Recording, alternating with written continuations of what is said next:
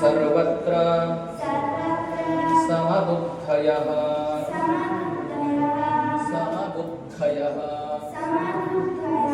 ते प्राप्नुवन्ति मामेव सर्वभूत हिते रताः क्लेशोऽधिगत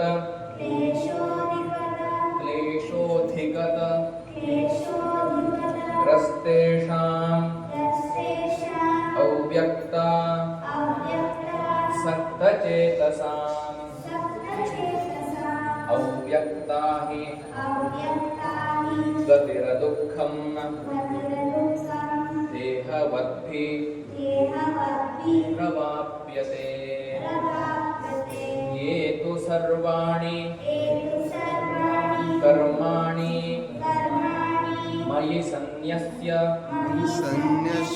मत्पराः अनन्येनैव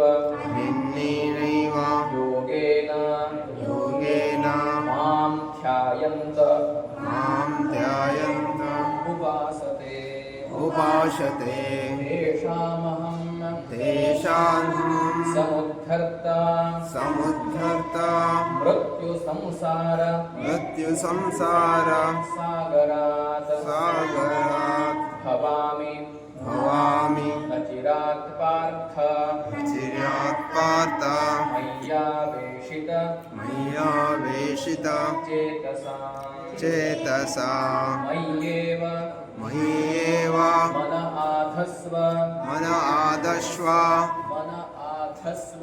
मन आधस्व मयि बुद्धिं निवेशय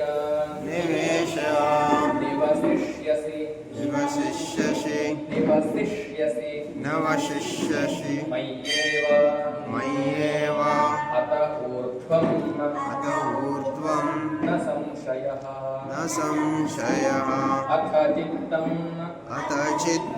समाधातुं न शक्नोषि मयि स्थिरम् अभ्यासयोगेन ततो मामिच्छाप्तुं धनञ्जय अभ्यासेऽपि असमर्थोऽसि मत्कर्म परमो भव मदर्थमपि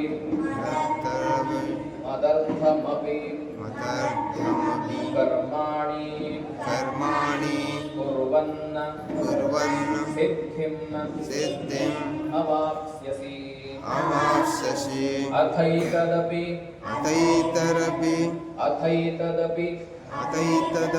अशक्तोऽसि कर्तुं मद्योगम् आश्रितः सर्वकर्म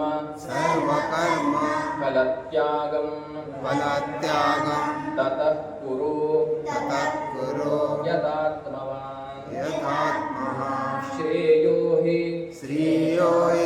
ज्ञानमभ्यासात् ज्ञानाध्यानं विशिष्यते ध्यानात् कर्मफलत्यागः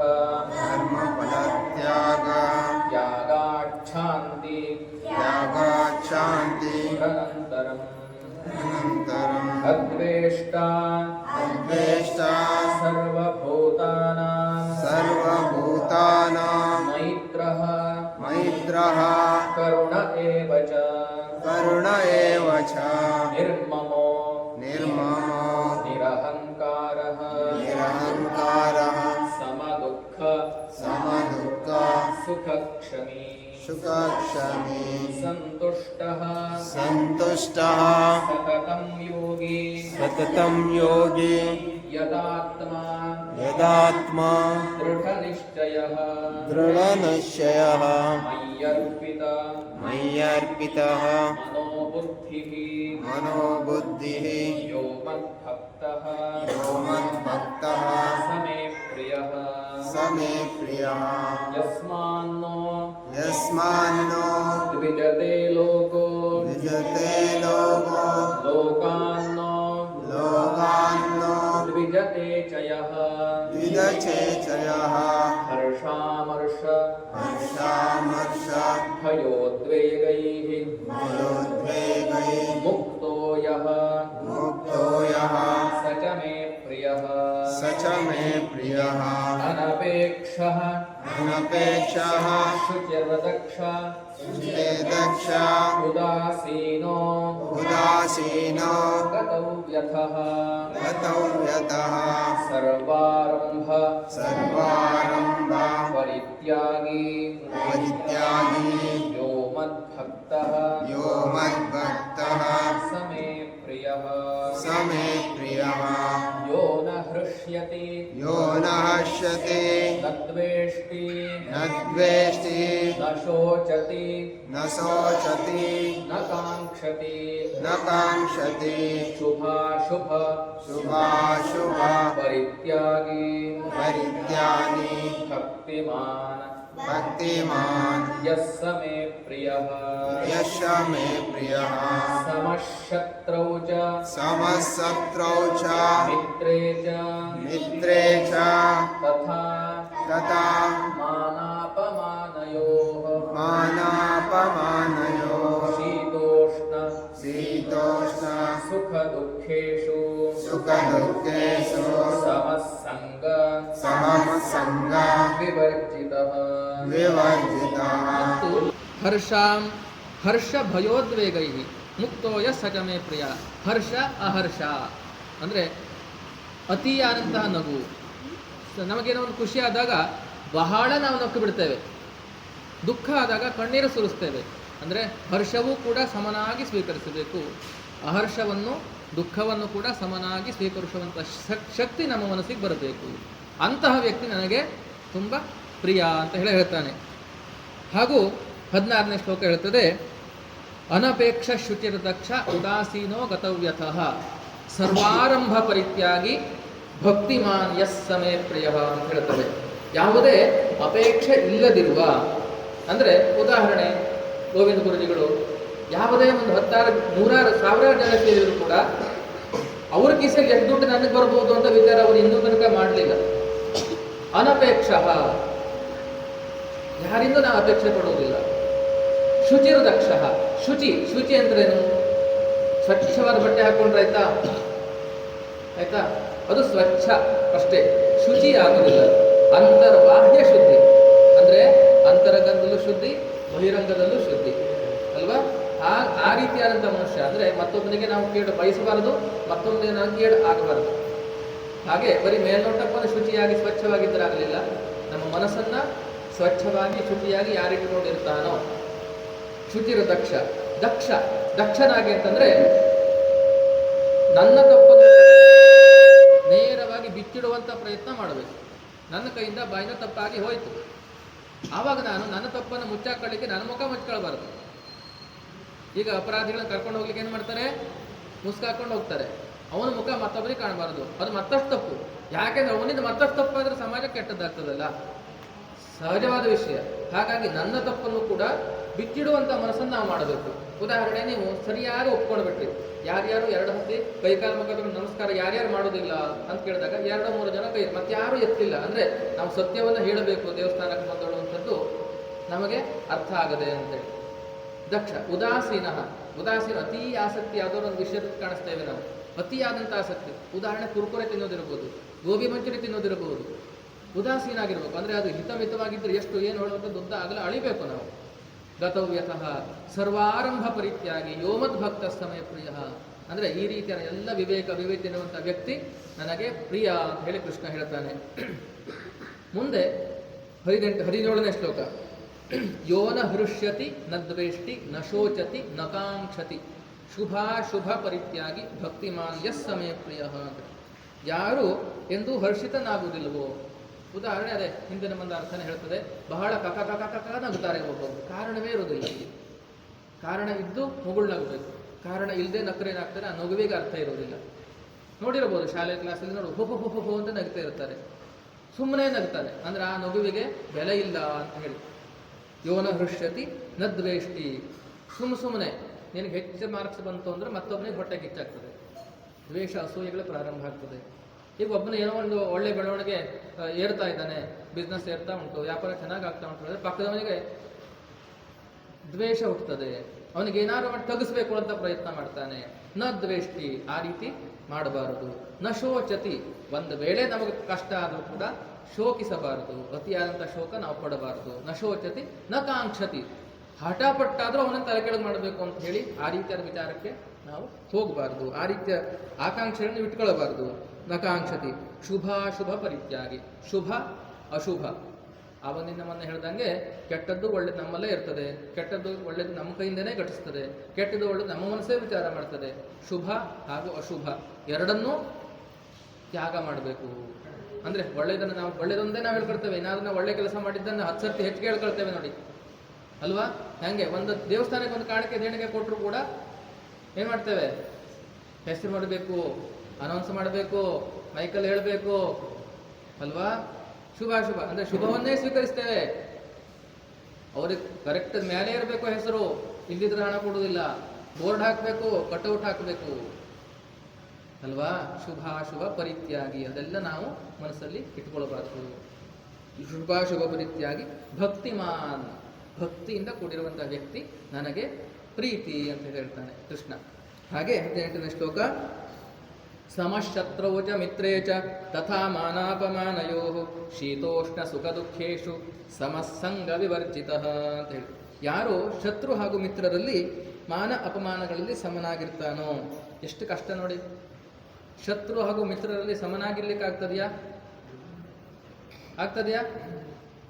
ನಮಗೆ ಕೇಡನ್ನು ಬಯಸಿದವನು ನನಗೆ ಶತ್ರು ಆಗ್ತಾನೆ, ಅವನನ್ನು ನಾನು ಕೂಡ ಏನು ಮಾಡಬೇಕು? ಸಮಭಾವ ಅಂತಂದ್ರೆ ಎಂಥದ್ದು, ಎಷ್ಟು ಆಳವಾದ ವಿಷಯ ಅಂತ ಹೇಳಿ. ಸಮಭಾವ ಅಂತ ನಿಲಿಪ್ತನಾಗಿರುವಂಥದ್ದು.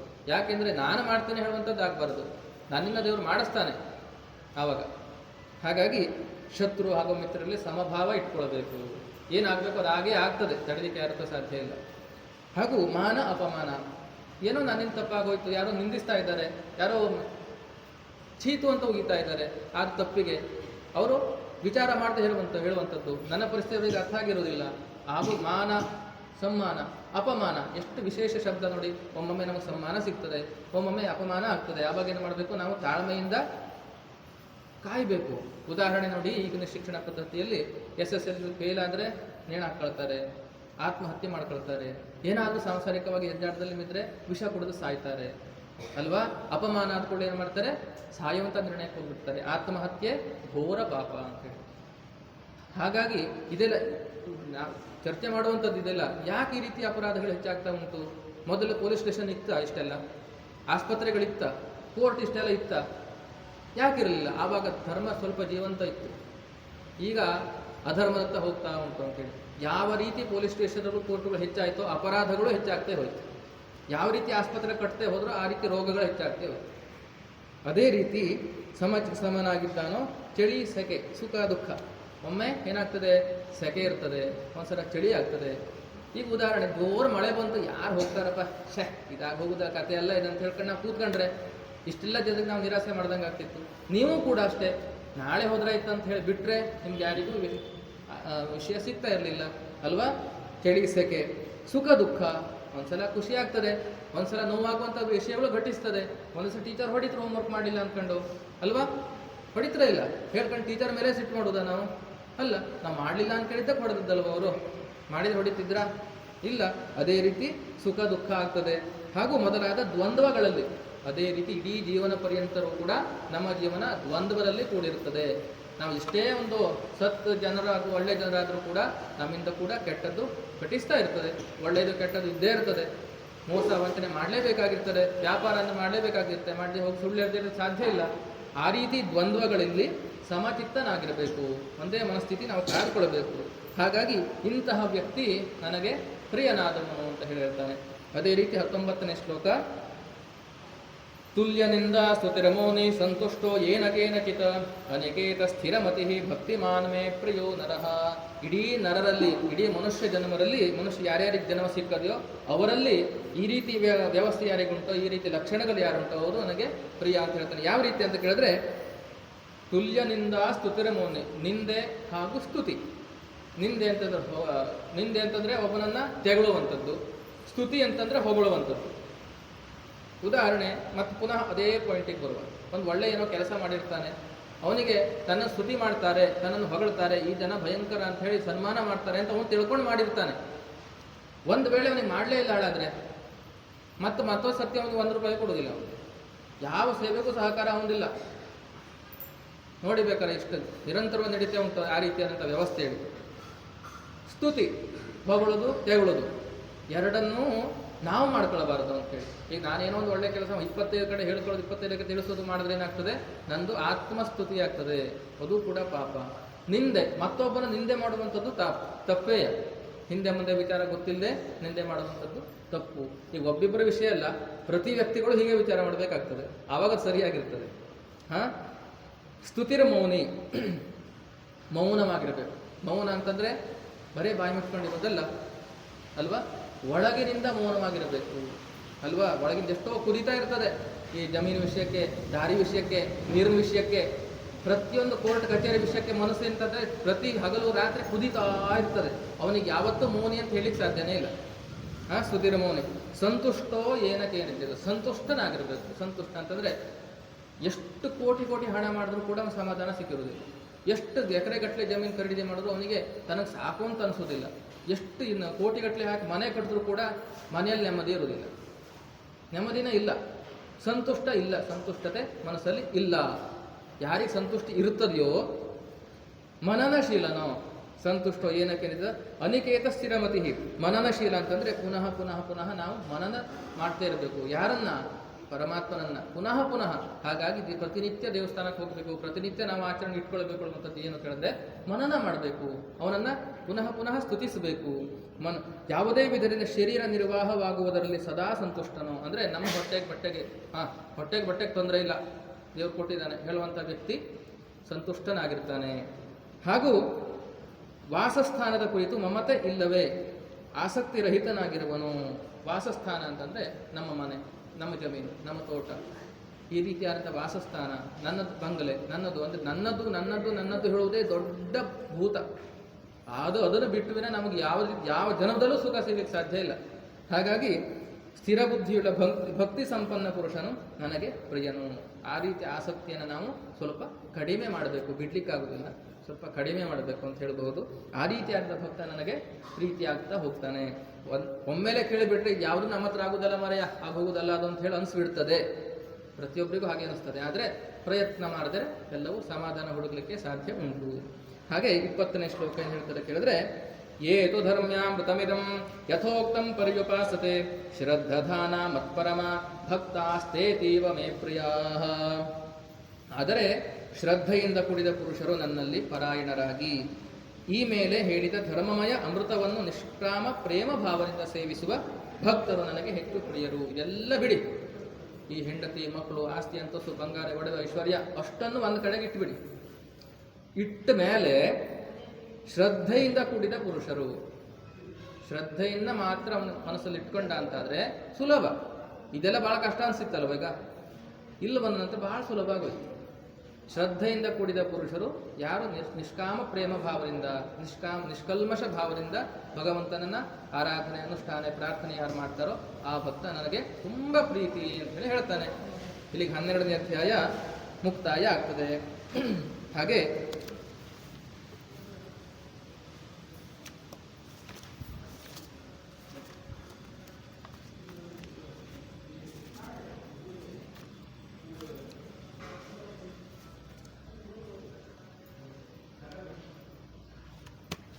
ಮೊದಲನೇ ಅಧ್ಯಾಯಕ್ಕೆ ಬರುವ.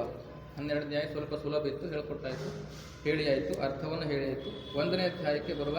1ನೇ ಅಧ್ಯಾಯದ ಹೆಸರು ಯಾರಿಗಾದ್ರೂ ಶಾಲೆಯಲ್ಲಿ ಹೇಳಿದ ನೆನಪಿದೆಯಾ? ಹೇಳ್ಕೊಟ್ಟಿದ್ದಾರೆ ಯಾರಾದರೂ? ಹೇಳ್ಕೊಟ್ಟಿದ್ರೆ ಕೈ ಎತ್ತಿ ನೋಡುವ. ಹೇಳ್ಕೊಟ್ಟಿದ್ರಾ? ಇಲ್ಲ. ಅರ್ಜುನ ವಿಷಾದ ಯೋಗ ಅಂತ ಹೇಳಿ.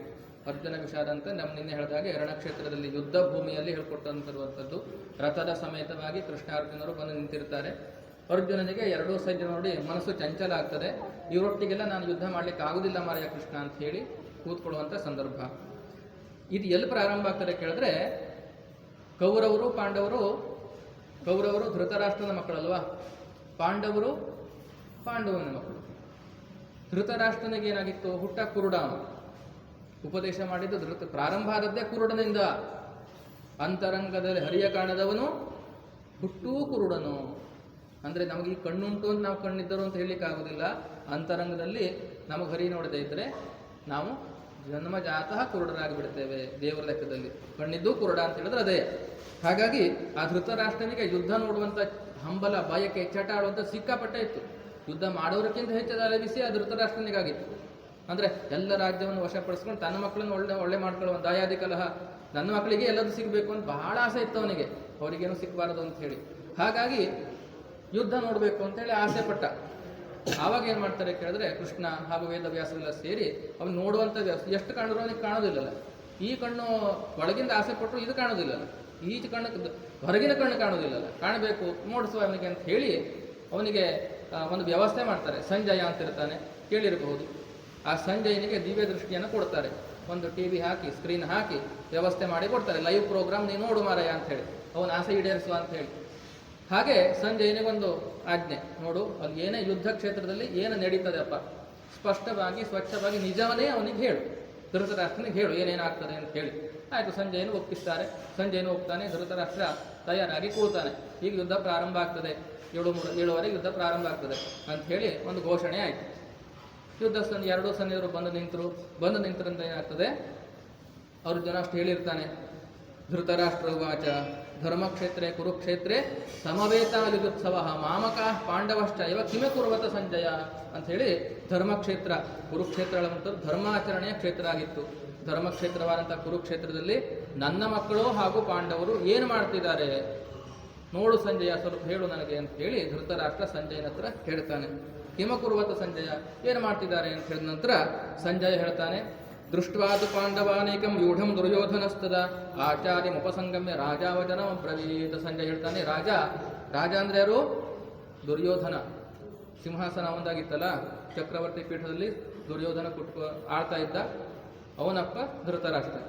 ರಾಜನಾದಂತಹ ದುರ್ಯೋಧನ ತನ್ನ ಗುರುಗಳಾದ ದ್ರೋಣಾಚಾರ್ಯರ ಬಳಿ ಬಂದು ರಾಜಾವಚನ ಬ್ರವೀತ್ ಈ ರೀತಿಯಾದಂಥ ವಾಕ್ಯವನ್ನ ದುರ್ಯೋಧನ ಗುರುವೇ ಹತ್ರ ಬಂದು ಹೇಳ್ತಾನೆ. ನನ್ನವರು ಹಾಗೂ ಪಾಂಡವರು ಅಂದ್ರೆ ಸ್ವಲ್ಪ ದೂರ ಆಯ್ತು ಅವನಿಗೆ, ತಮ್ಮನ ಮಕ್ಕಳಲ್ಲ. ನನ್ನವರು ನನ್ನದ್ದು ಆ ಮಮತೆ ಅತಿಯಾದಂತಹ ವ್ಯಾಮೋಹ ಹೇಳುವಂಥ ಧೃತರಾಷ್ಟ್ರ ತುಂಬ ಇತ್ತು. ಅಣ್ಣ ತಮ್ಮನ ಮಕ್ಕಳು ಒಂದೇ ಮನೆಯವರು ಅಂತ ಅವನು ತಿಳ್ಕೊಳ್ಳೇ ಇಲ್ಲ. ನಾವು ತಿಳ್ಕೊಳ್ಳೋದಷ್ಟೇ ಭಾಯಿ ಅಂತ ಹೇಳಿ ಬಿಟ್ರೆ, ಅವನು ತಿಳ್ಕೊಳ್ಳುವಂಥದ್ದೇ ಬೇರೆ, ಧೃತರಾಷ್ಟ್ರ ತಿಳ್ಕೊಂಡದ್ದೇ ಬೇರೆ. ಹಾಗಾಗಿ ಆ ಸಂಜಯ್ ಹೇಳ್ತಾನೆ, ರಾಜ ದುರ್ಯೋಧನ ತನ್ನ ಗುರುಗಳ ಹತ್ರ ಬಂದು ಈ ರೀತಿಯಾದಂಥ ಮಾತನ್ನು ಹೇಳ್ತಾನೆ ಅಂತ ಹೇಳಿ ಪ್ರಾರಂಭ ಮಾಡ್ತಾರೆ. ಮುಂದಿನ ಶ್ಲೋಕ, ಪಶ್ಯೇತಾಂ ಪಾಂಡಪುತ್ರಾಣಾಂ ಆಚಾರ್ಯ ಮಹತೀಂಚಮಂ ವ್ಯೂಢಾಂ ದ್ರುಪದ ಪುತ್ರೇಣ ತವ ಶಿಷ್ಯೇಣ ಧೀಮತ. ನಿನ್ನ ಶಿಷ್ಯರಾದಂತಹ ದ್ರುಪದ ಹಾಗೂ ಎಲ್ಲ ಪಾಂಡುಪುತ್ರರೆಲ್ಲ ಬುದ್ಧಿವಂತ ಶಿಷ್ಯ ದ್ರುಪದ ಪುತ್ರ ದೃಷ್ಟದ್ಯುಮ್ನ ವ್ಯೂಹಾಕಾರವಾಗಿ ನಿಲ್ಲಿಸಲಾಗಿತ್ತು. ಏನು ಅಂತ ಕೇಳಿದ್ರೆ, ಆವಾಗಿನ ಸೈನ್ಯ ಈ ರೀತಿಯಾದಂತಹ ದೂರ ನಿಂತ್ಕೊಂಡು ಬಂದೂಕಲ್ಲಿ ಹೊಡೆಯುವಂತಾಗಿತ್ತು. ವ್ಯೂಹಾಕಾರ, ಚಕ್ರ ವ್ಯೂಹ, ಪದ್ಮ ವ್ಯೂಹ, ನಾನಾ ಥರ ವ್ಯೂಹಗಳ ಆಕಾರದ ನಿಲ್ಲಿಸ್ಕೊಂಡು ಯುದ್ಧ ಮಾಡ್ತಿದ್ರು. ಆ ರೀತಿಯಾದಂತಹ ಶಿಷ್ಯ ಅಂದ್ರೆ ಆಚಾರ್ಯರ ಶಿಷ್ಯನಾದ ಶಿಷ್ಯ ದ್ರುಪದ ಹಾಗೂ ಪುತ್ರ ದೃಷ್ಟದ್ಯುಮ್ನ ವ್ಯೂಹಾಕಾರವಾಗಿ ನಿಲ್ಲಿಸ ಪಾಂಡುಪುತ್ರದಿ ಬಹಳ ದೊಡ್ಡ ಸೈನ್ಯವನ್ನು ನೋಡಿರಿ ಅಂತ ಹೇಳಿ ಯಾರು ಹೇಳ್ತಾರೆ? ದುರ್ಯೋಧನ ಶಿಷ್ಯ ಗುರು ದ್ರೋಣಾಚಾರ್ಯರಿಗೆ ಕಾಣಿಸ್ತಾನೆ, ಅಲ್ಲಿ ನೋಡಿ ಅಂತ ಹೇಳಿ. ಹಾಗೆ ಅತ್ರ ಶೂರ ಮಹೇಶ್ವಾಸ ಭೀಮಾರ್ಜುನ ಸಮಾಯುಧಿ ಯುಧಾನೋ ವಿರಾಟಶ್ಚ ದ್ರುಪದಶ್ಚ ಮಹಾರಥಃ ದೃಷ್ಟಕೇತುಶ್ಚೇಕಿತಾನ ಕಾಶಿರಾಜಶ್ಚ ವೀರ್ಯವಾನ್ ಪುರುಜಿತ್ಕುಂತಿ ಭೋಜಶ್ಚ ಶೈಭ್ಯಶ್ಚ ನರಪುಂಗವಃ ಅಂತೇಳಿ ಮೊದಲನೇ ಅಧ್ಯಾಯದಲ್ಲಿ ಯಾರ್ಯಾರು ಸೈನ್ಯದಲ್ಲಿದ್ದಾರೆ ಅವರವರ ಮಾಹಿತಿ, ಎರಡೂ ಸೈನ್ಯ ಎಷ್ಟೆಷ್ಟು ಶೂರರಿದ್ದಾರೆ, ಅವರವರ ಒಂದು ಪ್ರಾಬಲ್ಯತೆ ಎಷ್ಟು ಹೇಳುವಂಥದ್ದೆಲ್ಲ ಮೊದಲನೇ ಅಧ್ಯಾಯದಲ್ಲಿ ಹೇಳ್ತಾರೆ. ಹಾಗೆ ಸೈನ್ಯದಲ್ಲಿ ದೊಡ್ಡ ದೊಡ್ಡ ಧನಸ್ಸುಗಳನ್ನು ಉಳ್ಳವರು. ಆವಾಗ ಏನಾಗಿರ್ತದೆ ಕೇಳಿದ್ರೆ, ಮಂತ್ರಶಕ್ತಿಯಿಂದ ಪ್ರಯೋಗ ಮಾಡುವಂತಹ ಬಿಲ್ಲು ಬಾಣಗಳು, ಅಸ್ತ್ರಗಳು, ಶಸ್ತ್ರಗಳು ತುಂಬ ಇತ್ತು. ಹಾಗಾಗಿ ಅದರದ್ದೆಲ್ಲ ಮಾಹಿತಿ ಹೇಳ್ತಾನೆ. ಏನು ಕೇಳಿದ್ರೆ, ಭೀಮಾರ್ಜುನರಿಗೆ ಸಮಾಯುಧಿ, ಭೀಮ ಅರ್ಜುನರು ಭೀಮನಿಗೆ ಅರ್ಜುನಿಗೆ ಸಮನಾದ ಯುದ್ಧ ಮಾಡುವಂಥ ಶೂರರು ಯಾರು? ಯುದ್ಧ ಕ್ಷೇತ್ರದಲ್ಲಿ ಇಲ್ಲ ಹೇಳುವಂಥ ಮಾತನ್ನು ಹೇಳ್ತಾರೆ. ವಿರಾಟ ಮಹಾರಥಿಯಾದ ರೂಪದ ರಾಜ, ದೃಷ್ಟಕೇತು ಚೇಕಿತಾನ ಬಲಶಾಲಿಯಾದ ಕಾಶಿರಾಜ, ಪುರುಜಿತ್ ಕುಂತಿಭೋಜ ಮನುಷ್ಯರಲ್ಲಿ ಶ್ರೇಷ್ಠನಾದ ಶೈಬ್ಯ, ಪರಾಕ್ರಮಿಯಾದ ಯುಧಾಮನ್ಯು, ಬಲಶಾಲಿಯಾದ ಉತ್ತಮೋಜ, ಸುಭದ್ರಾ ಪುತ್ರನಾದ ಅಭಿಮನ್ಯು ಹಾಗೂ ದ್ರೌಪದಿಯ ಪುತ್ರ, ಐವರು ಪುತ್ರರು ಮಹಾರಥಿಗಳಾಗಿದ್ದಾರೆ. ಮಹಾರಥಿಗಳೆಲ್ಲ ಯುದ್ಧದಲ್ಲಿ ಬಂದು ಸೇರಿದ್ದಾರೆ ಅಂತ ಹೇಳ್ತಾನೆ.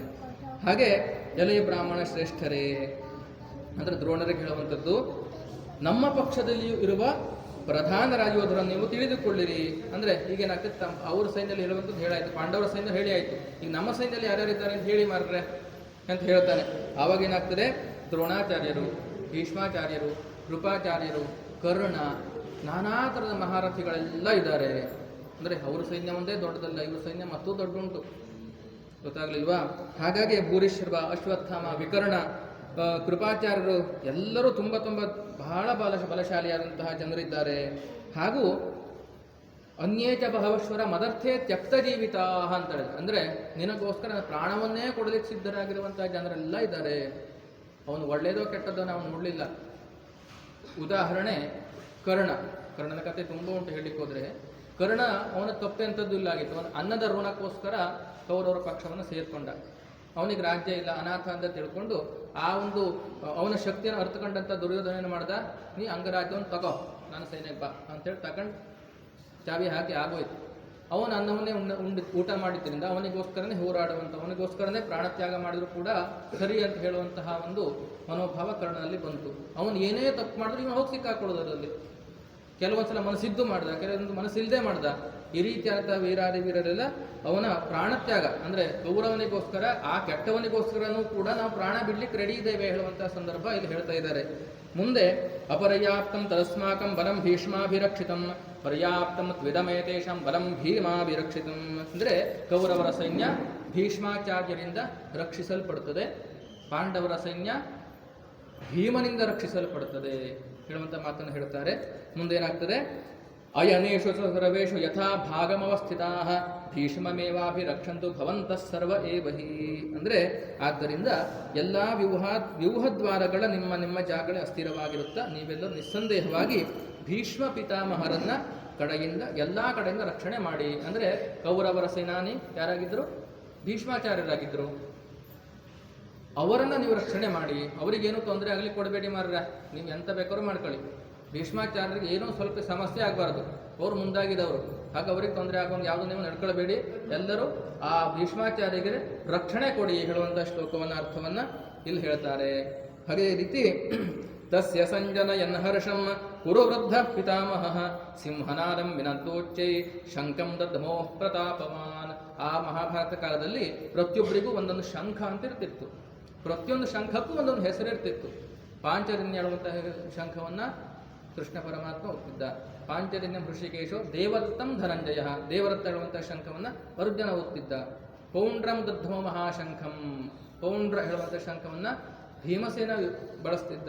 ಅನಂತ ವಿಜಯ ಹೇಳುವಂತಹ ಶಂಖವನ್ನು ಅರ್ಜುನ ಬಳಸ್ತಿದ್ದ. ನಕುಲ ಸಹದೇವರು ಸುಘೋಷ ಮಣಿಪುಷ್ಪ ಕಡುವಂಥ ಶಂಖವನ್ನು ಊದ್ತಿದ್ರು. ಈ ಕೆಲವೊಂದು ಪಿಕ್ಚರಲ್ಲಿ ಕಾಣಿಸ್ತದೆ ನೋಡಿ, ಯುದ್ಧ ಪ್ರಾರಂಭ ಆಗಬೇಕಿದ್ರೆ ಶಂಖನಾದ, ತಮಟೆ, ನಗಾರಿ ಎಲ್ಲ ಶಬ್ದ ಆಗ್ತಿತ್ತು, ಘೋರ ಶಬ್ದ ಆಗ್ತಿತ್ತು. ಆವಾಗ ಇಡೀ ಬ್ರಹ್ಮಾಂಡವೇ ಅಲುಗಾಡ್ತದೇನೋ. ಉದಾಹರಣೆ ಡಿ ಜೆ ಹಚ್ಚಿದಾಗ ನಮ್ಗೆ ಎದೆ ಹೊಡೆದಂಗೆ ಆಗ್ತದೆ. ಆ ಡಿ ಜೆ ಹಚ್ಕೊಂಡು ಹೋಗ್ಬೇಕಿದ್ರೆ ಢಪ್ ಢಪ್ ಢಪ್ ಢಪ್ ಹೇಳಿ ಎದೇನೇ ಹೊಡೆದು ಹೋಗ್ತಾ ಉಂಟೆ ನೋಡುವಂಥ. ಈಗ ಸ್ವಲ್ಪ ಹೃದಯ ಭೀಕಿರುವವರೆಗೆ ಏನಾಗ್ತದೆ, ಅದು ಪರಿಣಾಮ ಆಗಿಬಿಡುತ್ತೆ. ಆ ರೀತಿಯಾದ ಶಬ್ದ ಆವಾಗ ಆಗ್ತಿತ್ತಂತೆ. ಅದಲ್ಲ, ಅದು ಎಂಥದ್ದು ಅಲ್ಲ, ನಾವು ಸ್ವಲ್ಪ ಅಂದಾಜಿಗೆ ಹೇಳಿದ್ದಷ್ಟೇ. ಈಗಿನ ಕಾಲದ ಶಬ್ದ ಇದು, ಅದು ಸಿಡಿಲು ಹೊಡೆದಂಗೆ ಆಗ್ತಿತ್ತು ಆವಾಗಿನ ಕಾಲದ ಯುದ್ಧದ ಒಂದು ಸಮಯ. ಅದೇ ರೀತಿ ಎಲ್ಲ ಕಡೆಗಿಂದ ಭಯಂಕರವಾದ ಶಬ್ದ ಉತ್ಪತ್ತಿ ಆಗ್ತದೆ. ಎಲ್ಲರೂ ಕೂಡ ಅವರವರ ವಾದ್ಯಗಳನ್ನು, ಅವರವರ ಶಂಖಗಳನ್ನು ಮೊಳಗಿಸ್ತಾರೆ, ಯುದ್ಧಕ್ಕೆ ತಯಾರಾಗ್ತಾರೆ. ಇದಾದ ಬಳಿಕ ಬಿಳಿಯ ಕುದುರೆಗಳಿಂದ ಯುಕ್ತರಾದ ಉತ್ತಮ ರಥದಲ್ಲಿ ಕುಳಿತಿದ್ದ ಭಗವಾನ್ ಶ್ರೀಕೃಷ್ಣನು ಅರ್ಜುನನು ಅಲೌಕಿಕವಾದ ಶಂಖಗಳನ್ನು ಊರುತ್ತಾರೆ. ಕಳಿಸ್ಲೋಕದಲ್ಲಿ ಹೇಳಿದಂಗೆ ಅರ್ಜುನ ಅನಂತೇಜಯನ್ನ, ಕೃಷ್ಣ ಪಾಂಚಜನ್ಯವನ್ನು ಇಬ್ಬರೂ ಸೇರಿ ಶಂಖವನ್ನು ಊರುತ್ತಾರೆ. ಅದೇ ರೀತಿ ಶ್ರೇಷ್ಠ ಧನುಸುಳ ಕಾಶಿರಾಜ, ಶಿಖಂಡಿ, ದೃಷ್ಟದ್ಯುಮ್ನ, ರಾಜ ವಿರಾಟ, ಅಜಯನಾದ ಸಾತ್ವಿಕಿ, ದ್ರುಪದ ಹಾಗೂ 5 ಪಾಂಡವರ ಪುತ್ರರು, ಸುಭದ್ರಾ ಪುತ್ರ ಅಭಿಮನ್ಯು, ಇವರೆಲ್ಲರೂ ಕೂಡ ಅವರವರ ಶಂಖಗಳನ್ನು ಊದ್ತಾರೆ. ಎಲ್ಲರೂ ಊದ್ತಾರೆ ಅವ್ರ ಶಂಖವನ್ನು. ಅದೇ ರೀತಿ ಆ ಶಬ್ದ ಭಯಾನಕವಾಗಿತ್ತು. ಆಕಾಶ ಪೃಥ್ವಿಯನ್ನು ಮೊಳಗಿಸುತ್ತಾ ದುರ್ಯೋಧನಾದಿಗಳು ಅಂದರೆ ನಿಮ್ಮ ಪಕ್ಷದವರ ಹೃದಯಗಳನ್ನು ಭೇದಿಸಿತು ಅಂತೇಳಿ ಕೌರವರ ಪಕ್ಷದ ಹೃದಯವನ್ನ ಒಂಥರ ಭಯ ಹುಟ್ಟಿಸಿಬಿಡ್ತು. ಯುದ್ಧ ಅಂತ ಏನೋ ಅಂದ್ಕೊಂಡಿದ್ರು, ಹೋದ್ರಾಯ್ತು, ಹೊಡೆದಾಟ ಚಾಲು ಮಾಡ್ರಾಯ್ತು ಅಂತೇಳಿ. ಹಂಗಾಗಲಿಲ್ಲ, ಇದು ಅಂದ್ಕೊಂಡಂಗೆ ಆಗಲಿಲ್ಲ. ಎಲ್ಲ ವಿಶೇಷ ವಿಚಿತ್ರ ಆಗೋಯ್ತು. ಈ ಶಂಖ, ನಗಾರಿ, ಡೋಲು, ತಮಟೆ ಅದೆಲ್ಲ ಕೇಳಿ ಏನಾಯ್ತು, ಎದೆ ಒಡೆದು ಹೋಗುವಂಥ ಪರಿಸ್ಥಿತಿ ಎದುರಾಯಿತು. ಆವಾಗ ಏನಾಗ್ತದೆ, ಅಥ ವ್ಯವಸ್ಥಿತಾನ್ ದೃಷ್ಟ್ವಾ ಧಾರ್ತ ರಾಷ್ಟ್ರಾನ್ ಕಪಿಧ್ವಜ ಪ್ರವೃತ್ತೆ ಶಸ್ತ್ರ ಸಂಪಾತಿ ಧನುರುದ್ಯಮ್ಯ ಪಾಂಡವ ಋಷಿಕೇಶಂ ತದಾವಾಕ್ಯಂ ಇದಮಾಹ ಮಹೀಪತೆ. ಇಷ್ಟು ಶಬ್ದ ಆಯಿತು, ಯುದ್ಧದ ತಯಾರಿ ಆಗ್ತದೆ, ಇಷ್ಟೆಲ್ಲ ಶಬ್ದ ಆಯಿತು. ಆವಾಗ ಏನು ಹೇಳ್ತಾನೆ ಅರ್ಜುನ ಋಷಿಕೇಶಂ ತದಾವಾಕ್ಯಂ ಇದಮಾಹ ಮಹೀಪತೆ. ಈ ವಾಕ್ಯವನ್ನ ಆಗ ಅರ್ಜುನ ಹೇಳ್ತಾನೆ. ಯಾರ ಹತ್ರ? ಕೃಷ್ಣನ ಹತ್ರ ಹೇಳ್ತಾನೆ. ಏನಂತ ಕೇಳಿದ್ರೆ, ಸೇನಯೋರುಭಯೋರ್ ಮಧ್ಯೆ ರಥಂ ಸ್ಥಾಪಯ ಮೇಚ್ಯುತ. ಅಂದರೆ ಎರಡೂ ಸೇನೆಗಳ ಮಧ್ಯದಲ್ಲಿ ನನ್ನ ರಥವನ್ನು ತಗೊಂಡೋಗಿ ನಿಲ್ಲಿಸೋದು ಕೃಷ್ಣ. ನನಗದು ಇದು ಗೊತ್ತಿಲ್ಲ, ನಾನು ಒಟ್ಟು ನೋಡಬೇಕು, ಎರಡೂ ಸೈನ್ಯರು ನಾನು ನೋಡಬೇಕು, ಎರಡೂ ಈಚೆ ತಿರುಗಿ ಇವರು ಕಾಣಬೇಕು, ಈಚೆ ತಿರುಗಿ ಇವರು ಕಾಣಬೇಕು, ಅಷ್ಟು ವ್ಯವಸ್ಥಿತವಾಗಿ ನೀವು ತಗೊಂಡೋಗಿ ನನ್ನ ರಥ ನಿಲ್ಲಿಸಬೇಕು ಅಂತ ಹೇಳಿ ಹೇಳಿದ ಕೂಡಲೇ ಕೃಷ್ಣ ಏನು ಮಾಡ್ತಾನೆ, ರಥವನ್ನು ತೆಗೆದುಕೊಂಡು ಹೋಗಿ ನಿಲ್ಲಿಸ್ತಾನೆ. ಯಾವದೇತಾಂ ನಿರೀಕ್ಷೇಯಂ ಯೋದ್ಧುಕಾಮಾನವಸ್ಥಿತಾಂ ಕೈರ್ಮಯ ಸಹಯೋದ್ಧಂ ಅಸ್ಮಿನ್ ರಣ ಸಮುದ್ಯಮೆ. ಯಾಕಪ್ಪ ಎರಡು ಸೈನ್ಯ ಮಧ್ಯೆ ನಿಲ್ಲಿಸಬೇಕು ಅಂತ ಹೇಳಿದ್ರೆ, ಕೌರವರ ಸೈನ್ಯದಲ್ಲಿರೋರು ನನ್ನನ್ನು ನೋಡಬೇಕು, ಪಾಂಡವರ ಸೈನ್ಯದಲ್ಲಿರೋರು ನನ್ನನ್ನು ನೋಡಬೇಕು. ಉದಾಹರಣೆ, ನಾವು ರಾಜಕೀಯ ಪಕ್ಷಗಳಿಗೆಲ್ಲ ಹೋದಾಗ ನೋಡ್ತೇವೆ, ಆ ಪಕ್ಷದ ಯಾರು ಬಂದಿದ್ದಾರೆ, ಈ ಪಕ್ಷ ಯಾರು ಬಂದಿದ್ದಾರೆ, ಎಲ್ಲ ನೋಡಬೇಕಲ್ಲ, ನಮಗೆ ಮಾಹಿತಿ ಸಂಗ್ರಹ ಆಗಬೇಕಲ್ಲ. ಹಾಗಾಗಿ ಯೋತ್ಸ್ಯಮಾನಾನ್ ಅವೇಕ್ಷ್ಯಂ ಏತೇತ್ರ ಸಮಾಗತಾಃ ಧಾರ್ತರಾಷ್ಟ್ರಸ್ಯ ದುರ್ಬುದ್ಧೇರ್ ಯುದ್ಧೇ ಪ್ರಿಯ ಚಿಕೀರ್ಷವಃ. ಅಂದರೆ ಧಾರ್ತರಾಷ್ಟ್ರಸ್ಯ ದುರ್ಬುದ್ಧೆ, ಇದು ದುರ್ಬುದ್ಧಿ ಯಾರ್ದು? ಧೃತರಾಷ್ಟ್ರಂದು.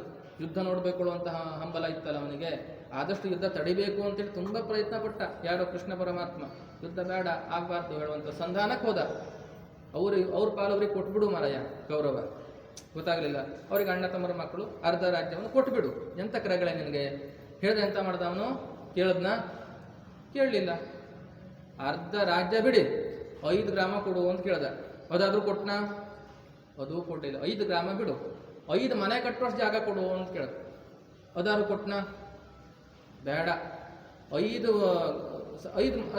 ಸಣ್ಣ ಸಣ್ಣ ಜಾಗ ಕೊಡು ಮಾರಾಯ, ಮನೆ ಕಟ್ಟಲಿಕ್ಕಿಂದ್ರೆ ಸಾಕು. ಅದೂ ಕೇಳಲಿಲ್ಲ. ಕಡೆಗೆ ದುರ್ಯೋಧನ ಹೇಳ್ತಾನೆ, 5 ಗ್ರಾಮ ಅಲ್ಲ, 5 ಮನೆ ಕಟ್ಟುವಷ್ಟು ಜಾಗ ಅಲ್ಲ, 1 ಸೂಜಿ ಮನೆ, ಇಷ್ಟು ಮನೆ ಅಷ್ಟು ಊರುವಷ್ಟು ಕೂಡ ಜಾಗ ನಾನು ಕೊಡ್ಲಿಕ್ಕೆ ಸಾಧ್ಯನೇ ಇಲ್ಲ, ಹೋಗ್ಲಿಕ್ಕೆ ಕಟ್ಟಿಲ್ಲ ಅಂತ ಅಹಂಕಾರದ ಮಾತಾಡಿ ಯುದ್ಧ ಬೇಕಾದ್ರೆ ಮಾಡ್ಕೊಂಡು ನಾವು ಹೇಳ್ತೇವೆ, ನೀ ಏನು ಬೇಕಾದ್ರೆ ಮಾಡ್ಕೊಂಡು, ನಾನು ಕೊಡುವುದಿಲ್ಲ.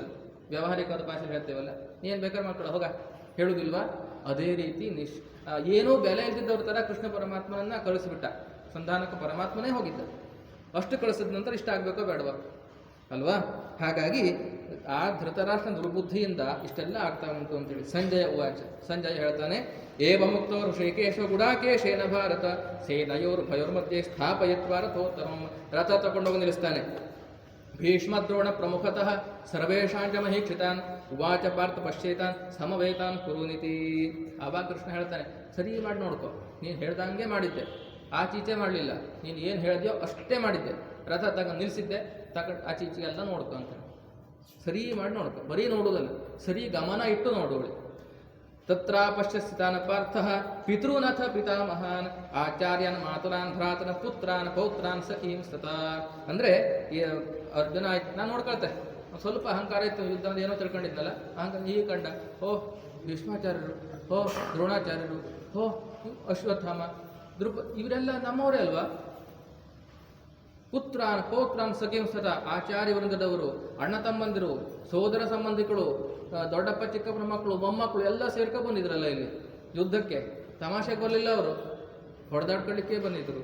ಹಾಗೆ ತಾನ್ ಸಮೀಕ್ಷಸ ಕುಂತೆಯ ಸರ್ವಾನ್ ಬಂಧು ನಮಸ್ಥಿತಾನ್ ಕೃಪಯಾ ಪರಾಯಾವಿಷ್ಟೋ ವಿಷೀದನ್ ನಿಧಮಬ್ರವೀತ್. ಇಷ್ಟು ನೋಡಿದ ತಕ್ಷಣ ಅವನಿಗೇನಾಗ್ತದೆ, ಸ್ವಲ್ಪ ಹೆದರಿಕೆ ಚಾಲು ಆಗ್ತದೆ, ಸ್ವಲ್ಪ ಮನಸ್ಸು ಕುಂತದೆ. ಯಾರ್ಯಾರು ಎಲ್ಲೆಲ್ಲವರೋ ಬರ್ತರು ಅಂದ್ಕೊಂಡಿದ್ದ ಯುದ್ಧಕ್ಕೆ. ಇವರು ಕಂಡ್ರೆ ಇಲ್ಲಿ ಪಕ್ಕದ ಮನೆಯವರೇ ಬಂದಿದ್ರು. ಅರ್ಜುನ ಉವಾಚ. ಅರ್ಜುನ ಹೇಳ್ತಾನೆ, ದೃಷ್ಟವೇ ಮಮ ಸ್ವಜನಂ ಕೃಷ್ಣ ಯುಯುತ್ಸಂ ಸಮುಪಸ್ಥಿತಂ ಶ್ರೀರಂದಿ ಮಮ ಗಾತ್ರಣಿ ಮುಖಂಚ ಪರಿಶುಷ್ಯತಿ. ಈಗ ಸ್ವಲ್ಪ ತಂಡಾದ ಅರ್ಜುನ. ಇಷ್ಟೊತ್ತು ಸ್ವಲ್ಪ ಏನು ರಥ ಹೊಡ್ಕೊಂಡು ಗಿರಿ ಬರ್ತಿತ್ತಲ್ಲ, ಈಗ ರಥ ನಿಲ್ಲಿಸ್ನೋ ಎಲ್ಲ ನೋಡಿದ ತಕ್ಷಣ ಸ್ವಲ್ಪ ಬಿಸಿ ಚಾಲು ಆಯಿತು, ಹೊಟ್ಟೆಲೆಲ್ಲವ ಹೊಟ್ಟೆ ಉರಿ ಚಾಲು ಆಯಿತು, ಅಂದರೆ ಬಿಸಿ ಕೈಕಾಲು ನಡ್ಕೋಕ್ಕೆ ಚಾಲು ಆಯಿತು, ಬೆವರು ಚಾಲು ಆಯಿತು, ನಿಲ್ಕೊಳ್ಳಿಕ್ಕೆ ಆಗ್ತಾ ಇಲ್ಲ. ಎಂತ ನೋಡ್ರಿ, ಸೀದಂತೆ ಮಮ ಗಾತ್ರನೇ ಮುಖಂಚ ಪರಿಶುಷ್ಯತಿ, ಮುಖೆಲ್ಲ ಒಂಥರ ಬೆವರ್ತಾ ಉಂಟು, ಕೈ ಕಾಲ ನಡುಗ್ತಾ ಉಂಟು, ಶಕ್ತಿ ಇಲ್ಲ, ಆ ರೀತಿ ಆಗ್ತಾ ಉಂಟು ಹೇಳ್ತಾ ಇದ್ದಾನೆ. ನನ್ನ ಶರೀರ ರೋಮಾಂಚನ ಆಗ್ತಾ ಉಂಟು, ಏನೋ ಭಯ, ಸಿಂಹನೇ ಎದುರು ಬಂದಾಗ ಎಂತ ಆಗ್ತದೆ, ಅಬ್ಬಾ ಹೇಳುವಂಥದ್ದಾಗೋದಿಲ್ವ, ಅದೇ ರೀತಿ ಇವನಿಗೂ ಆಗಬೇಕು. ಗಾಂಡೀವಂ ಶ್ರಮಸತೆ ಹಸ್ತಾತ್ ತ್ವಕ್ಚೈವ ಪರಿದಹ್ಯತೆ ನ ಚ ಶಕ್ನೋಂ ವ್ಯವಸ್ಥಾತುಂ ಭ್ರಮತಿ ವಚ ಮೇ ಮನಃ. ಎಂತ ಆಗ್ತದೆ ಕೇಳಿದ್ರೆ, ಉದಾಹರಣೆಯಿಂದ ನಾನು ಹೇಳಿದಾಗೆ ಆಯ್ತು. ಅರ್ಜುನಿಗೆ ಎಂತಾಯ್ತು, ಎಲ್ಲ ಇಡೀ ರಾತ್ರಿ 12 ಗಂಟೆ ತನಕ ಈ ಪ್ರಶ್ನೆಗೆ ಉತ್ತರ ನೋಡ್ಕೊಂಡು ಹೋದ ತಕ್ಷಣ ಮರುದಿನ ಬೆಳಿಗ್ಗೆ ಏನು ಮಾಡ್ತೇವೆ, ಪರೀಕ್ಷೆ ಹಾಲಿಗೆ ಹೋಗ್ತೇವೆ. ಪರೀಕ್ಷೆ ಹಾಲಿಗೆ ಹೋದ ತಕ್ಷಣ ಪ್ರಶ್ನೆಗೆ ಹೇಳ್ತಾರೆ ಟೀಚರು, ಪ್ರಶ್ನೆ ಪತ್ರಿಕೆ ಕೊಡ್ತಾರೆ. ಕೊಟ್ಟ ನಂತರ ಏನಾಗ್ತದೆ, ಒಂದು ಸರ್ತಿ ನೋಡ್ತಾ ಇವ, ಯಾವ್ದಾಯ್ತು ಮರೆಯ, ಹಿಂಗೆ ತಲೆ ತೋರಿಸ್ಕೊಳ್ಳೋಕೆ ಅಲ್ವಾ ಆಗ್ತದೆ ಆವಾಗ ಅಲ್ವಾ. ಯಾವುದಕ್ಕೆ ಯಾವ ಉತ್ತರ ಅಂತ ಹುಡುಕೋದ್ರೊಳಗಡೆ ಅರ್ಧ ತಾಸು ಕಳೆದಿರ್ತದೆ ಅಲ್ವಾ ಮಕ್ಕಳೇ. ಹಾಗೆ ಆಯ್ತು ಅರ್ಜುನಿಗೂ, ಎಂತ ಮಾಡಬೇಕು ಅಂತ ಗೊತ್ತಾಗ್ತಿಲ್ಲ. ಗಾಂಡೀವಂ ಶ್ರಮಸೆ ಹಸ, ಆ ಹೀಗೆ ಹಿಡ್ಕೊಂಡು ಬರುವಂತ ಧನಸ್ಸೇನಾಯ್ತು, ನಿಧಾನ ಕೆಳಗೆ ಹೋಗ್ತಾ ಉಂಟು. ಈಗ ಗೊತ್ತಾಗ್ಲಿಲ್ವಾ, ತಲೆ ತೋರ್ಸ್ಕೊಳ್ತಾ ಇದ್ದ ಅರ್ಜುನ, ಈಗ ನೋಡಿ ಜಾರಿ ಬೀಳ್ತಾ ಉಂಟು ಧನಸ್ಸು. ನನ್ನ ಮನಸ್ಸು ಭ್ರಮಿಸಿದಂತೆ ಆಗ್ತಾ ಉಂಟು, ಭ್ರಮಣೆ ಆಗ್ತಾ ಉಂಟು ನನಗೆ, ಎಂತ ಮರೆವೆಲ್ಲ ಚಾಲು ಆಗ್ತಾ ಉಂಟು ಅವನಿಗೆ. ಆದ್ದರಿಂದ ನಿಂತುಕೊಂಡಿರಲು ಸಮರ್ಥನಾಗಿಲ್ಲ, ನನಗೆ ನಿಂತ್ಕೊಳ್ಳಿಕ್ಕೂ ಆಗ್ತಾ ಇಲ್ಲ. ಮಾತ್ರ ವಾಂತಿ ಬರ್ತಾ ಆಗ್ತದೆ, ತಲೆ ಸುತ್ತಂಗೆ ಆಗ್ತದೆ, ನಾನಾ ಥರ ಆಗ್ತಾ ಉಂಟು ಅರ್ಜುನಿಗೆ. ಹಾಗೆ ನಿಮಿತ್ತಾನಿ ಚ ಪಶ್ಯಾಮಿ ವಿಪರೀತಾನಿ ಕೇಶವ ನ ಚ ಶ್ರೇಯೋನು ಪಶ್ಯಾಮಿ ಹತ್ವಾ ಸ್ವಜನ ಮಾಹವೇ. ಹೇ ಕೇಶವ, ನನಗೆ ಲಕ್ಷಣಗಳು ವಿಪರೀತ ಕಾಣಿಸ್ತಾ ಉಂಟು ಮರೆಯ. ಇದು ಇಷ್ಟೊತ್ತು ನಾ ವಿಚಾರ ಮಾಡಿದ್ದೆ ಬೇರೆ, ಈಗ ಆಗ್ತಿರುವುದೇ ಬೇರೆ ಮರೆಯ. ಹೇಳ್ತಾ ಇದ್ದಾನೆ, ಯುದ್ಧದಲ್ಲಿ ಸ್ವಜನರನ್ನು ಕೊಂದು ಯಾವ ಶ್ರೇಯಸ್ಸನ್ನು ನೋಡುವುದಿಲ್ಲ. ಇದು ಆಗೋಗು ಕಥೆ ಹಂಗೆ ಕಾಣಿಸೋದಿಲ್ಲ. ಇಷ್ಟೆಲ್ಲ ನೆಂಟರಿಷ್ಟರು, ಬಂಧುಗಳು, ಬಾಂಧವರು, ಅಣ್ಣ ತಮ್ಮದರಿಗೆಲ್ಲ ಕೊಂದು ನಾ ಎಂತ ಶ್ರೇಯಸ್ ಪಡಿವೆ ಮರೆಯ, ಇದ ಬೇಡಂಗೆ ಕಾಣಿಸ್ತದ್ಯಾ ಅಂತ ಹೇಳೋಕೆ ಚಾಲು ಮಾಡ್ದ.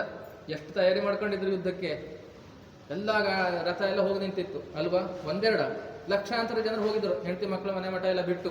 ಇಲ್ಲೊಮ್ಮೆ ಅಲ್ಲಿ ಹೋದ ನಂತರ ತಕ್ಷಣ ಈ ರೀತಿ ಹೇಳ್ತಾ ಇದ್ರಿ ಅಂತ ಅನ್ಸ್ಬೇಡ ಎಲ್ಲರಿಗೂ ಅಲ್ವಾ.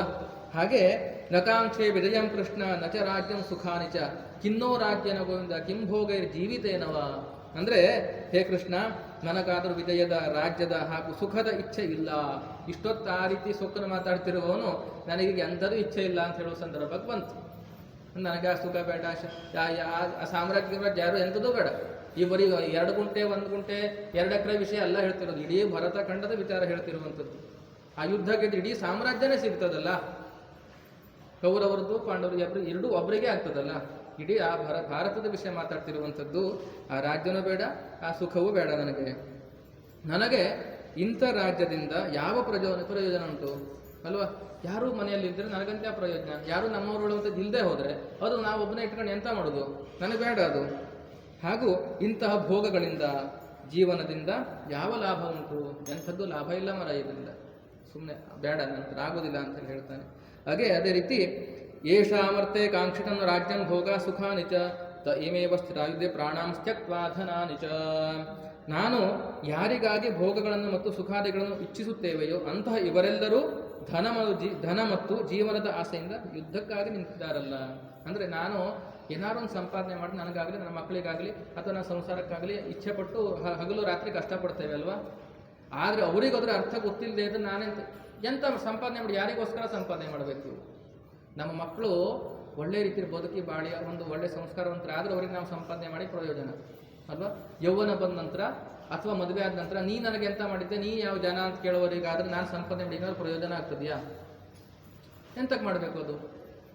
ಆ ರೀತಿ ಪ್ರಶ್ನೆ ಹುಟ್ಟುತ್ತದೆ ಅವನಿಗೆ. ಅದೇ ರೀತಿ ಮುಂದೆ ಆಚಾರ್ಯ ಪಿತರ ಪುತ್ರ ತಥೈವ ಚ ಪಿತಾಮಹ ಮಾತುಲ ಶುಶಿರ ಪೌತ್ರ ಶಾಲಾ ಸಂಬಂಧಿನಸ್ತದ. ಗುರುಗಳು, ದೊಡ್ಡಪ್ಪ, ಚಿಕ್ಕಪ್ಪಂದರು, ಮಕ್ಕಳು, ಅಜ್ಜಂದಿರು, ಸೋದರ ಮಾವಂದಿರು, ಮೊಮ್ಮಕ್ಕಳು, ಭಾವಮೈದವರು, ಹಾಗೆ ಇನ್ನು ಅನೇಕ ಸಂಬಂಧಿಗಳಿದ್ರಲ್ಲ ಮರೆ. ಇದರಲ್ಲಿ 1-2 ಜನರನ್ನ ಹೆಂಗಾರು ಹೊಡೆದಾಕ್ಬೋದಿತ್ತು, ಕೊಲ್ಲಬೋದಿತ್ತು. ಎಲ್ಲರೂ ನಮ್ಮವರೇ ಆಗಿದ್ರಲ್ಲ, ಅವರನ್ನು ನನ್ನ ಹತ್ರ ಕೊಲ್ಲಿಕ್ಕೆ ಸಾಧ್ಯ ಇಲ್ಲ ಕೃಷ್ಣ ಅಂತ ಹೇಳ್ತಾನೆ. ಏತಾನ್ ನಹಂತಮಿಚ್ಛಾಮಿ, ಇವರನ್ನು ನಾನು ಕೊಲ್ಲಿಕ್ಕೆ ಇಚ್ಛೆ ಪಡೋದಿಲ್ಲ, ಇವರನ್ನು ಸೋಲ್ಸಿಕ್ ಮಾಡೋದು ನನಗೆ ಮನಸ್ಸೇ ಬರ್ತಾ ಇಲ್ಲ ಮರಯ್ಯ, ಬೇಡ ಆಗೋದಿಲ್ಲ ಅಂತ ಹೇಳ್ತಾನೆ.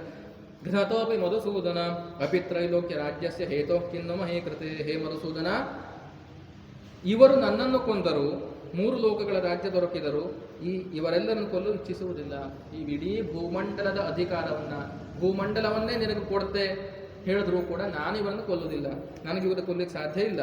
ಮತ್ತೆ ನಾನು ಯಾಕೆ ಯುದ್ಧ ಮಾಡಬೇಕು, ನನಗೆ ಮನಸ್ಸಿಲ್ಲ.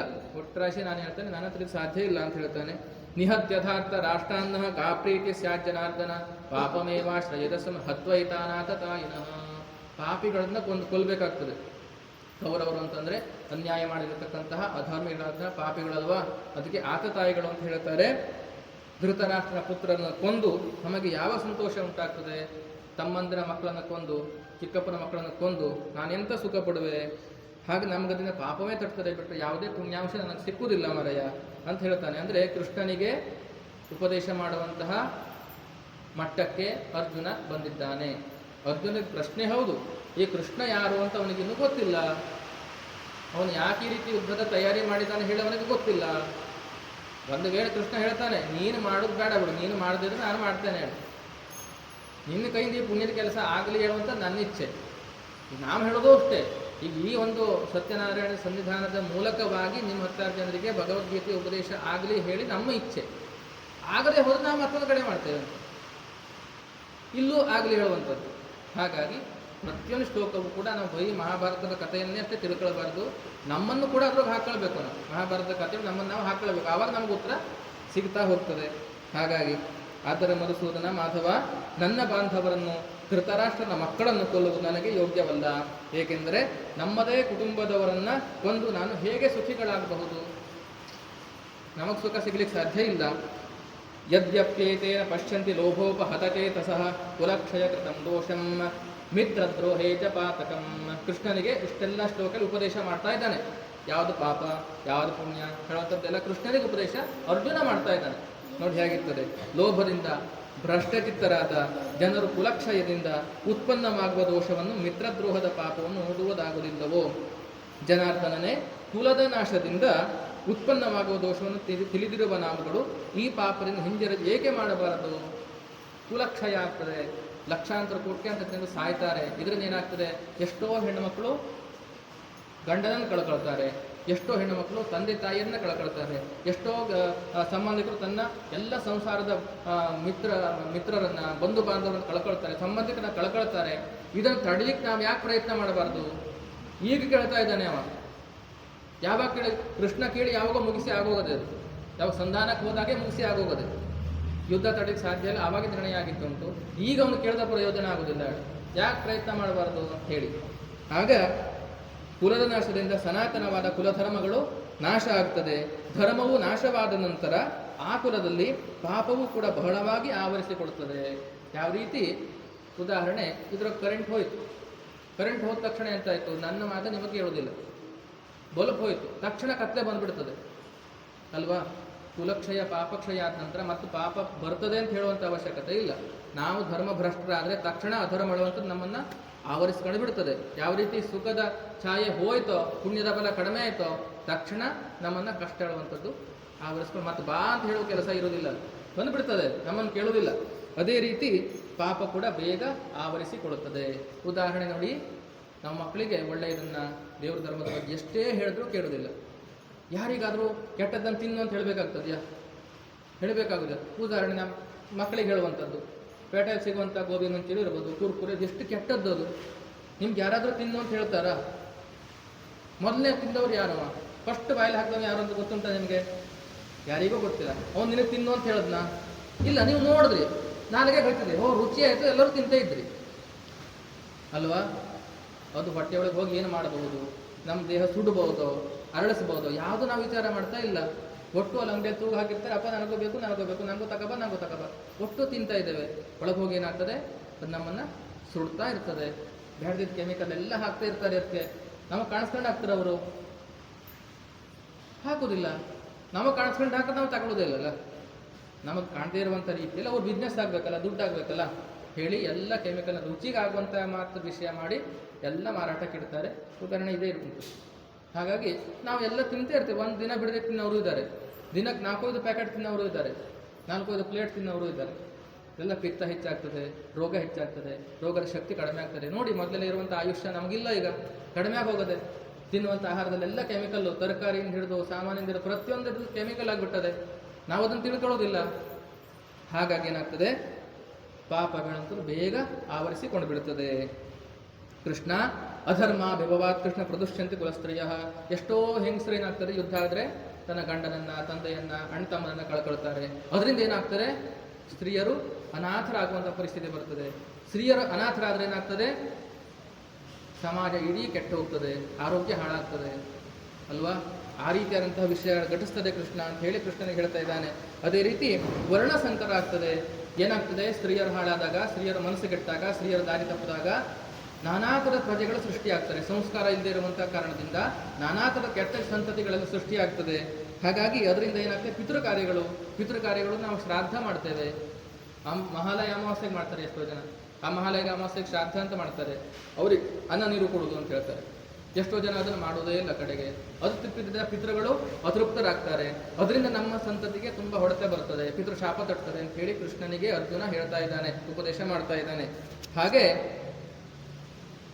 ವರ್ಣಸಂಕರ ಆಗಿದ್ರಿಂದ ಏನಾಗ್ತದೆ, ಕುಲಘಾತಕರಾದ ಸನಾತನ ಕುಲಧರ್ಮಗಳು, ಜಾತಿ ಧರ್ಮಗಳು ನಾಶ ಆಗಿ ಹೋಗ್ತದೆ. ಏನೋ ಒಂದು ಶಿಸ್ತುಬದ್ಧವಾದ ಕ್ರಮ ಇತ್ತೋ ಅದೆಲ್ಲ ಹಾಳಾಗಿ ಹೋಗ್ತದೆ ಕೃಷ್ಣ ಅಂತ ಹೇಳ್ತಾನೆ. ಹೇ ಜನಾರ್ದನನೇ, ಯಾರ ಕುಲಧರ್ಮಗಳು ನಾಶವಾಗಿವೆಯೋ ಅಂತಹ ಮನುಷ್ಯರು ಅನಿಶ್ಚಿತ ಕಾಲದವರೆಗೆ ನರಕದಲ್ಲೇ ವಾಸಿಸ್ತಾರೆ. ಪಿತೃಗಳ ನರಕಕ್ಕೆ ಕಾರಣ ಯಾರು? ನಮ್ಮ ಅಜ್ಜ ಮುತ್ತಜ್ಜರಿರ್ಬಹುದಲ್ಲ, ಅವರ ನರಕದಲ್ಲೇ ವಾಸ ಇರುವ ಗಾಳಿ ಸರಿ ಇಲ್ಲ ಅಂತ ಹೇಳ್ತಾರೆ. ಆಡಭಾಷೆಯಲ್ಲಿ ಗಾಳಿ ಸರಿ ಇಲ್ಲ ಅಂತ. ಅವರು ಸರಿ ಇಲ್ಲದೆ ಇರೋದಕ್ಕೆ ಕಾರಣ ಯಾರು? ನಾವೇ ಅಲ್ವಾ. ಹುಟ್ಟಿದಂಥ ಮಕ್ಕಳು ಸಂಸ್ಕಾರವಂತರಾದರೆ ಪಿತೃ ಕಾರ್ಯಗಳು ಸರಿಯಾಗಿ ಮಾಡಿ ಅವರ ಒಂದು ಚೆನ್ನಾಗಿಡುವಂಥ ಕೆಲಸ ನಾವು ಮಾಡಬೇಕಾಗ್ತದೆ. ನಾವು ಮಾಡಿದ್ರೆ ಏನಾಗ್ತದೆ, ಅವರು ಸರಿ ಇಲ್ಲ, ನಾವೆಲ್ಲೆಲ್ಲೋ ಹೋಗೋದು, ಕಡಿಯಾಣ ಮಾಡಿಸೋದು, ಕಡ್ದವ್ರು ಕಳಿಸೋದು.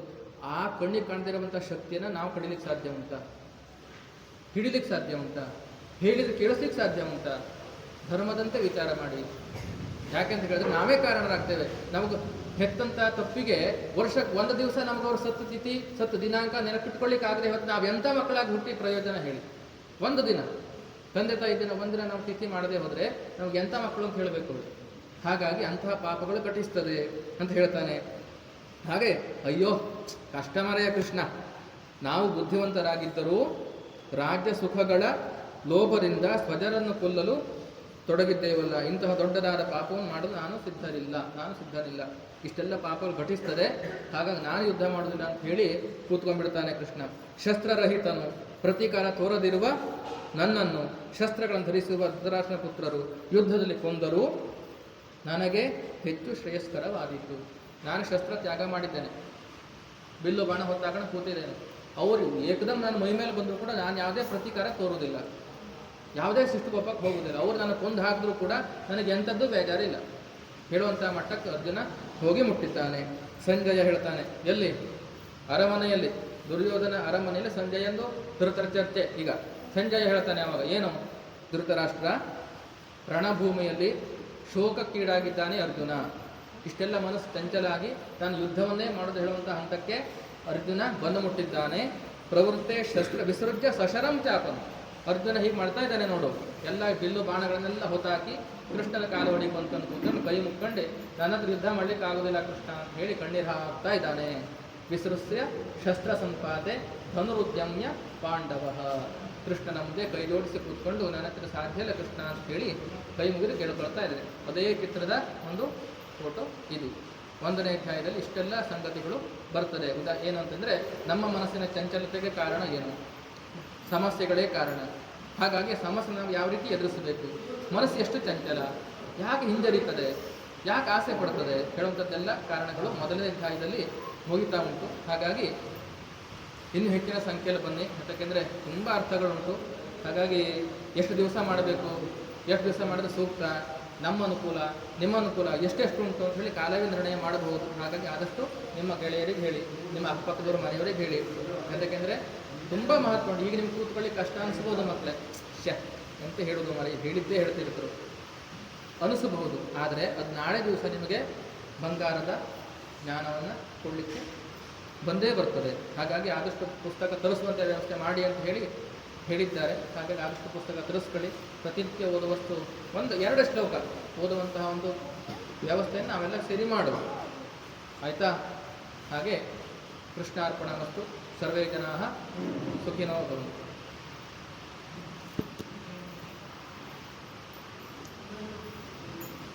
ಯಾರಾದರೂ ಏನಾದರೂ ಸೂಚನೆ ಹೇಳೋರಿದ್ರೆ ಹೇಳಿ. ನಿಮ್ಮವರಲ್ಲಿ ನೀವು ಹೇಳ್ಕೊಂಡು ಅದು ಹೆಚ್ಚು ಪ್ರಸಾರ ಆಗ್ತದೆ, ಪ್ರಚಾರ ಆಗ್ತದೆ.